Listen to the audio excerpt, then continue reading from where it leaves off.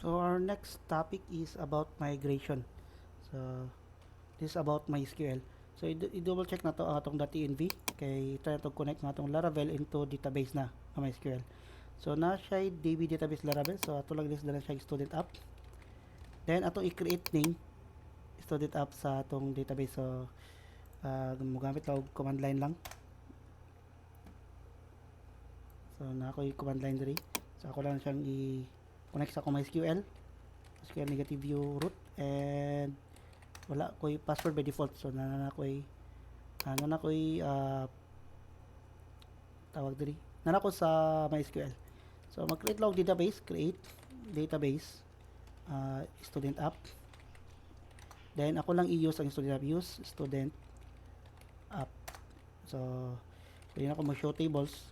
Then walay empty set, so wala pa tables pero na-create na nako akong database nga student app nga wala pa table. So save na student app. So possible mo connect na siya. So balik ko diri sa data sa terminal. So dito sa terminal para mag-create ta og usa ka table na migration si Laravel na diri makita na to sa database na folder. Then na siya migrations. By default na siya upat ka migrations ang user table.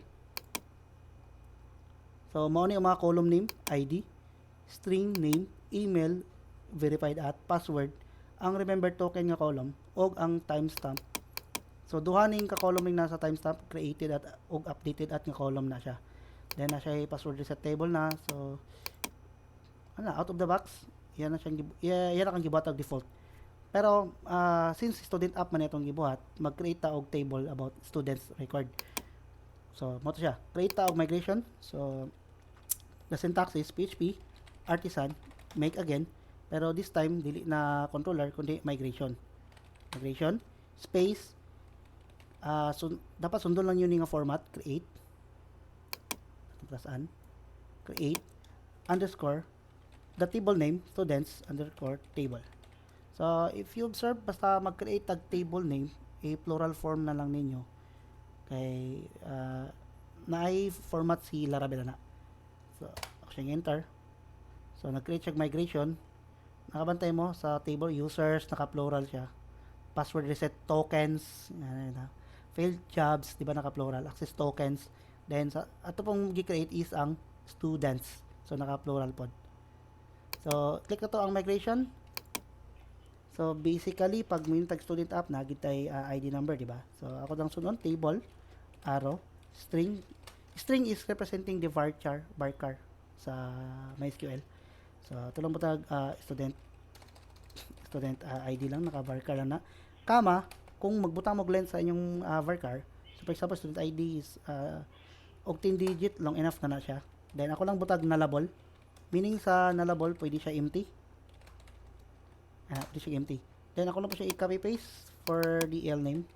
Then, ako na lang sigurong i-set og 50. Pero, pwede na po ninyo dili butang length. Pwede rin nyo, yan na, L name na. Pwede siya nga na. Then F name. Then since pwede na to dapat na magita last name, pwede niyo siya kuan yung nullable. Meaning ana nagi siya dapat input required. Pag wala siya input or empty ang yang ma-receive nga data, mag-error na siya. So pwede niyo yan pod. Then for im name, dili man tanan na ay middle name. So dito na ko i-apply ang nullable. Pero narana sa inyo ha og i-apply niyo ang nullable tanan. Pwede naman na. Kaya na naman yung logic na musalo ana sa PHP kung gusto ninyo i-require ninyo last name o first name. Then siguro address na lang siguro atong idungag. Address lang. Then ako lang i-stay as nullable. So siguro sa inyo butang itong length ang im name siguro 30. Taas na po siguro kanang kuano. So pwede ni mo magbutag length, pwede po dili mo magbutag length ha. So depende na. So for now ang structure sa atong table is puro varchar. So wala pa ko'y i-implement nga kuan laing data type sa MySQL. So ano na sa for basic. Then after ma-create niyo na siya, magparan mo sa PHP artisan migrate para iyahan na siyang i-print na dito sa atong MySQL. So kung i-enter migrate, so maingon na siya diri creating migration, running migrations, then done. So na-done na niya ang create students table, done. Then atong i-check kung nanabay sulod ang atong database. So naanay sulod atong database equal sa mga migrations diri.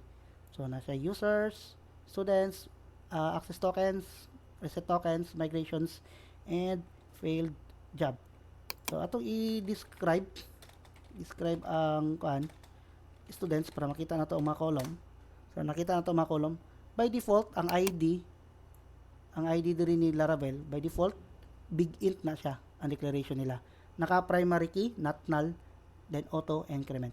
Then student ID naka varchar 10, last name 255 kay wala ta nag-declare. Then for the middle name nag-declare matag 30. So nahimo siyang 30 ang length. Sa address wala man ta nag-declare, so na siya 255. Then next sa timestamp katong giyon ako ninyo nga duha ka column yang gi-create, created at and updated at. So that's all.